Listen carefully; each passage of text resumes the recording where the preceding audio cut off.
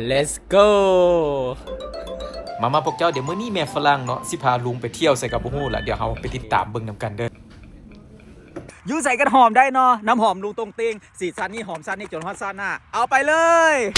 และการเดินทางในเทื่อนี้เนาะลุงตรงเตงสิพากันไปเที่ยวเมืองเคียลที่เป็นเมืองท่าอีกเมืองนึงเนาะที่อยู่ใกล้ๆกับฮัมบูร์กซึ่งเมืองดังกล่าวเนาะอยู่ห่างจากที่พักที่ลุงตรงเตงอยู่ประมาณ245หลักและใช้เวลาในการเดินทางอยู่ประมาณ3ชั่วโมงการเดินทางในเทื่อนี้เนาะพวกเขาจะนั่งรถไฟไปแบบชิลๆแล้วก็ต่อรถแท็กซี่อีกเทื่อนึงเพื่อไปยังที่หมายนั่นก็คือท่าเรือซึ่งเป็นท่าเรือน้ำลึกที่มีเรือกำปั้นและเรือสำราญขนาดใหญ่จอดเรียงรายกันอยู่และในมื้อนี้ลุงสิพาพวกเจ้าทุกคนขึ้นไปเที่ยวชมเรือสำราญอีกลำนึงซึ่งเป็นเรือสัญชาติเยอรมันแล้วคนสิพาลุงไปเลาะมื้อนี้ก็คือน้องสาวของลุงตรงเตงนั่นเองก่อนที่เราจะเข้าไปในเรือต้องผ่านการตรวจสอบความปลอดภัยซะก่อนและเราก็จะได้บัตรผ่านตัวนี้และอยู่ในเรือเนาะก็จะมีห้านค้าหลากหลายไว้ให้แขกได้ช้อปปิ้งแก้เหงาในมื้อที่เดินเรือออกทะเลและยังสามารถซื้อเป็นเครื่องฝากเครื่องต้อนได้ต่อไปก็จะเป็นโซนดิสโก้ไนท์คลับห้องบันเทิงต่างๆที่มาพร้อมกับความอลังการกับงานไฟแสงสีที่จัดหนักจัดเต็มให้กับบรรดาแขกผู้ที่มักฮักในเสียงเพลงและนักท่องราตรีในยามค่ำคืนและโซนนี้ก็จะเป็นห้านบาร์ที่พวกเขาสามารถมานั่งฟังเพลงโฟกซองจิบเบียร์เย็นๆและนั่งเม้ามอยหอยแตกกันได้ส่วนโซนนี้จะเป็นโซนทางไปหัวเรือเป็นมุมนั่งน้อยๆหน้าหักสามารถนั่งดื่มอยู่ทางลุ่มหรือขึ้นไปอ่านหนังสืออยู่สั้นถึงได้ส่วนโซนนี้จะเป็นโซนที่เกี่ยมพร้อมไว้ให้คนที่มักฮักในการเสี่ยงดวงหรือว่าคนที่อยากรวยทางลัดก็สามารถแวะหยอดจักบาท2 บาทก่อนก็ได้ว่าง่ายๆก็คือเป็นบอนให้ผีพนันมาสิงนั่นเองคัดซีโน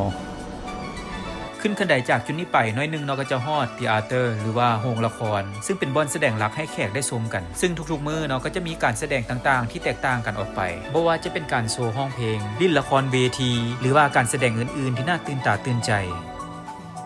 และโซนนี้จะเป็นโซน Art and Gallery ซึ่งเป็นบอนที่วางขายผลงานรูปภาพของจิตรกรชื่อดังหลายๆท่านถือว่าเป็นสวรรค์ของนักสะสมรูปแต้มเลยก็ว่าได้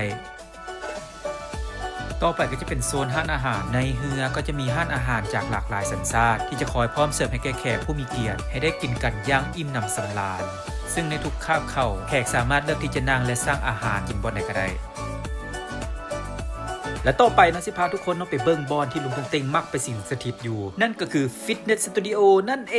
งอยากบอกทุกคนเลยว่าฟิตเนสอยู่บอนนี้มันใหญ่อลังการอีหลีบอกว่ากว้างขวางแหงพิลึกพิโลมีทั้งห้องคลาสปั่นรถถีบที่สามารถมาปั่นเบิดแก้งก็ได้มีทั้งให้บอลเวทเทรนนิ่งที่มีอุปกรณ์ให้เล่นแบบครบเครื่องกันเลยแถมตรงกลางเนาะยังมีบอลเล่นโยคะให้อีกพวกเราแล้วบ่หมดแต่เพียงเท่านั้นเนาะอยู่อ้อมๆยังมีเครื่องแล่และก็เครื่องถีบรถเทียมให้สายเบิร์นได้ลดหุ่นกันเพียบ